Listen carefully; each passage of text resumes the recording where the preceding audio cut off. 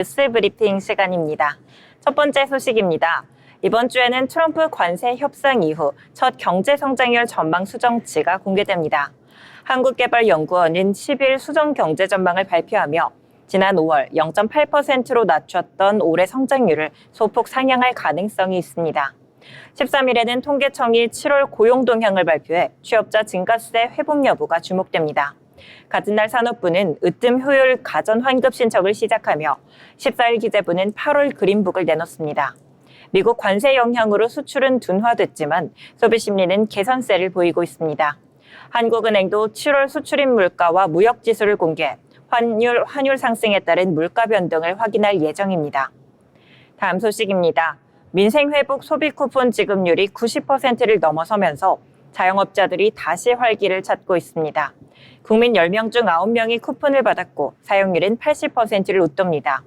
가장 많이 사용된 방식은 신용, 체크카드 연동형이었고 외식과 마트, 전통시장 등 생필품 구매가 주요 사용처로 꼽혔습니다. 20, 30대는 외식 비중이, 40대 이상은 생필품 소비가 가장 높았습니다. 절반 이상이 나 자신을 위해 썼지만 40대에서 60대는 가족 중심 소비가 많았습니다. 전통시장, 시장의 활기, 그리고 여가시설이 붐비는 변화가 일어났으나 사용처 제한과 홍보 부족은 아쉬움으로 지적됐습니다. 과반이 정책 지속을 원했고 선호하는 민생 지원 방식 1위도 소비 쿠폰이었습니다. 정부는 9월 22일부터 2차 지급을 시작하며 상위 10% 제외 기준을 마련하고 1인 가구, 맞벌이 가구 특례 적용 여부도 검토 중입니다. 다음 소식입니다. 배 가격이 폭락했습니다. 지난달 2024년배 15kg 도매가는 31,597원으로 작년보다 80% 넘게 떨어졌고 소매가도 반값 이하로 하락했습니다. 흉작이던 2023년 일부 농가가 배를 저장해 고가에 판매하며 큰돈을 벌자 지난해에도 같은 전략이 반복됐습니다. 농가들은 설 전까지 물량을 풀지 않고 가격 상승을 기다렸지만 올해 초부터 도매가가 하락했고 5월엔 평년 이하로 내려갔습니다. 재고 부담이 커진 농가들은 한꺼번에 배를 시장에 내놓았으나 설은 이미 지나고 추석은 10월이라 판매처가 마땅하지 않았습니다. 배는 수요층이 얇고 작년 고가와 품질 저하가 소비를 위축시켰습니다. 1인당 배 소비량은 사과의 절반에도 못 미치고 명절 재사용 수요 이외엔 찾는 이가 적습니다. 판매 부진으로 환불 요청까지 늘었고 일부 농가는 정부의 뱃값 보상을 요구했습니다. 저장 물량이 여전히 많아 올해 배 가격도 오르기는 어려울 것이라는 전망이 나오고 있습니다. 다음 소식입니다. 이달 25일 열리는 한미 정상회담에서 AI 반도체가 핵심 의제로 오르면서 삼성전자와 SK하이닉스가 미국 내 추가 투자 계획을 조율 중입니다.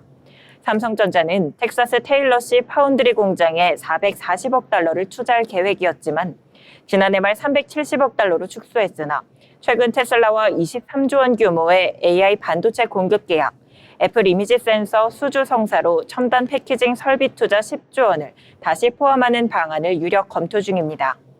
미국 관세 압박을 피하려면 칩 제조부터 후공정까지 현지에서 이뤄져야 하고 메모리, 파운드리, 패키징을 통합한 턴키 서비스가 삼성의 강점입니다.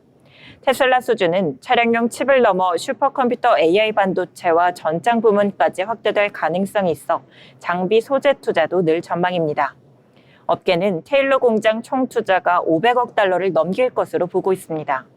SK하이닉스는 인디애나주의 38억 7천만 달러 규모의 첨단 패키징 공장을 2028년 가동 목표로 건설 중이며 투자 시기 앞당김이나 품목 확대 가능성이 거론됩니다.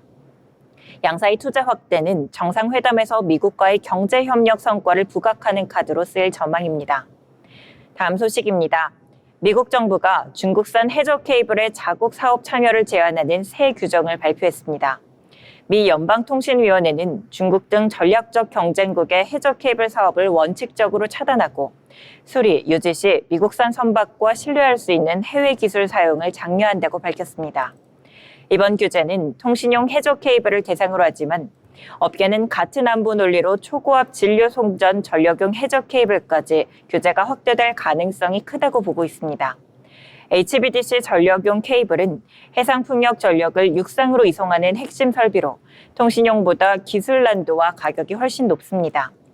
글로벌 HBDC 해저 지중 케이블 시장은 이탈리아 프리스미안, 프랑스 넥상스, 데마크 NKT, 한국 LS전선 등 빅4가 85% 이상 점유하고 있으며 중국과 일본은 대부분 내수 위주입니다.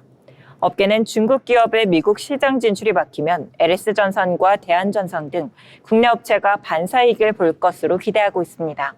지금까지 뉴스 브리핑 전해드렸습니다.